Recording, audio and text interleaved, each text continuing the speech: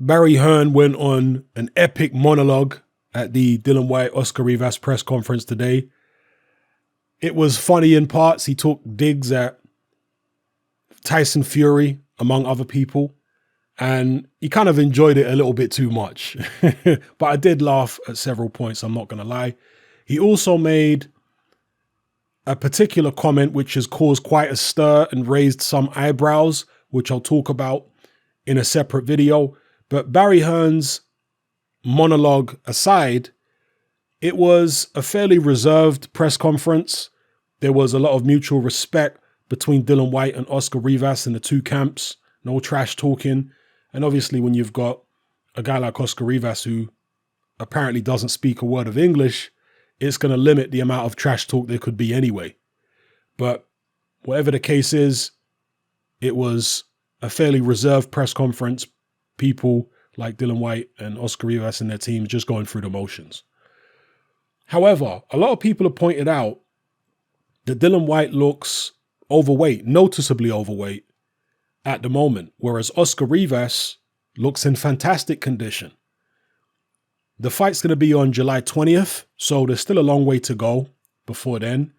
Whatever weight Dillian White has put on, he should be able to lose it safely by July 20th without draining himself or anything like that. And as far as I'm aware, he's in training already and has been for several weeks. So it shouldn't be a problem. But again, you don't like seeing fighters blow up by a large amount in between fights. I think Spencer Fearon and several other boxing pundits and fighters have noted that Dillian White looks to have put on quite a bit of weight recently. So yeah, it's obviously not a good thing, but he hasn't blown up like Tyson Fury or anything like that did. So it shouldn't affect him that much, you would imagine. But going forward, you would like to see, if you're someone who wants to see fighters make the absolute best out of their ability, you would like to see Dillian White maybe employ a little bit more discipline during his downtime and not put so much weight on for his own good, because you want to see fighters make the most out of their ability. Now, I've mentioned before that most, or let me not say most, a lot of British boxing fans don't know who Oscar Rivas is. But slowly but surely, I think they're coming to the realization that this guy's actually dangerous. And I think that the press conference would have, I don't want to say convinced a lot of them that this is actually a dangerous fight for Dillian White, but it certainly would have enlightened them a little bit, because I know looks can be deceiving, but Oscar Rivas doesn't look like a pushover. He doesn't look like a pudding. He might be significantly shorter than Dillian White, but he's an athlete. He's in shape. He looks mean. And people have pointed out the fact that he had an extensive amateur career where he beat people like Kubrat Pulev and Andy Ruiz. And at the moment, Andy Ruiz looks like the front runner to face Anthony Joshua. So with that kind of pedigree behind him and with a win over Brian Jennings, this is not a fight or a fighter to be scoffed at. So I personally like the fight. I think it's dangerous for Dillian White. I think he will be the favorite, and rightly so, but this is not a fight where, an upset would shock me in the slightest. I'll be interested to see the odds actually for this fight, what the bookmakers are saying, because I can't imagine Dillian White is going to be a massive odds-on favorite to win. He may be a slight favorite, but, nothing massive. And that, to me, will be indicative of how competitive this fight's going to be. So, yeah, fairly subdued press conference, aside from Barry Hearn's, infamous monologue where he started taking shots at people and making all kinds of analogies, which some people have called questionable. He clearly has laid down the blueprint in his genetics and I guess the way he raised his son for Eddie Hearn. Because a lot of people haven't seen Barry Hearn. I'm someone who's been following boxing for many decades, so I know exactly what Barry Hearn's like. And when Eddie Hearn came on the scene, I was like, wow, he's just like his dad, Barry.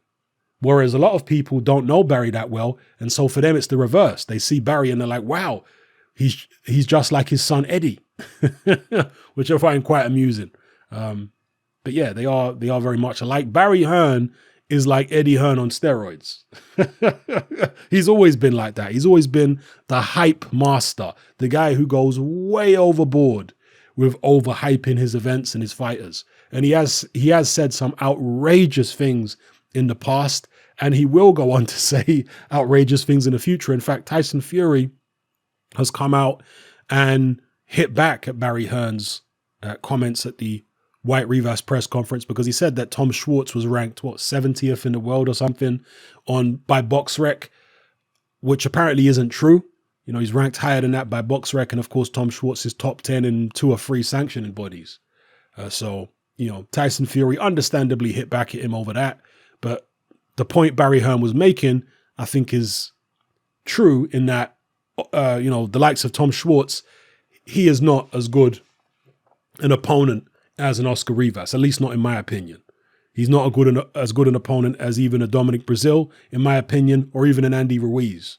So that point I do take on board, but Barry Hearn does like to exaggerate. He does like to go overboard. I mean, there was a time when Barry Hearn claimed that no heavyweight in the world could last 3 rounds with Anthony Joshua.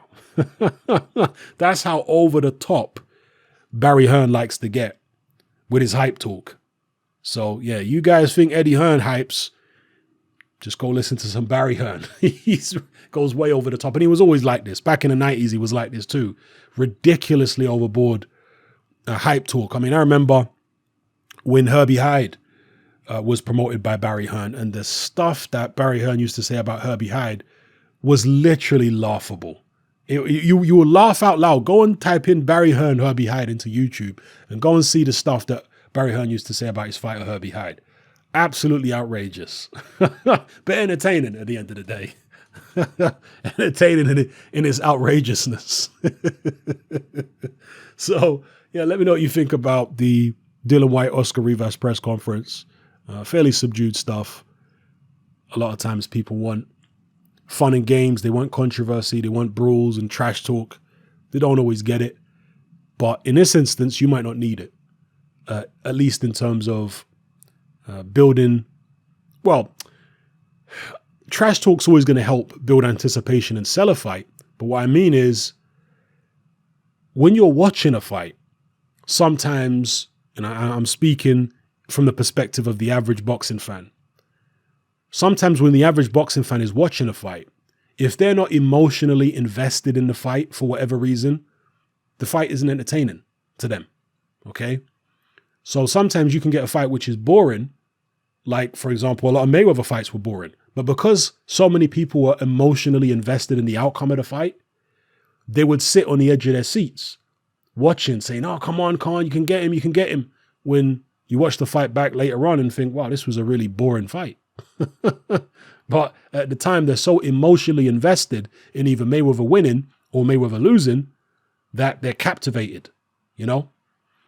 This fight here between Dillian White and Oscar Rivas, you probably won't need that level of emotional investment in the fight to find it entertaining. It's probably going to produce fireworks. It will probably be a fight where we see one guy, maybe both guys hurt, where we see big punches landed, where there's going to be a lot of danger in there. It may well be that kind of fight. So yeah, that's my take on it. Let me know what you guys think in the comment section below. I'm happy I'm out. Join me on Patreon. I upload a minimum of 2 podcasts every single week, covering a wide variety of controversial topics, as well as live stream Q&A sessions. Take a look on screen right now at some of the podcasts I've produced so far.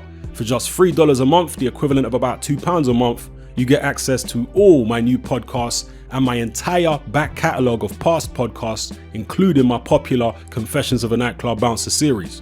You can listen on your computer or on your smartphone or tablet by downloading the Patreon app from the Google Play Store or the App Store for free. The Patreon app also allows you to download each podcast in MP3. For less than the price of a cup of coffee, you get access to dozens of hours of exclusive content. It's easy to sign up, there's no contract, and you can cancel at any time. So come and join our community of free and critical thinkers by signing up with me here on Patreon today.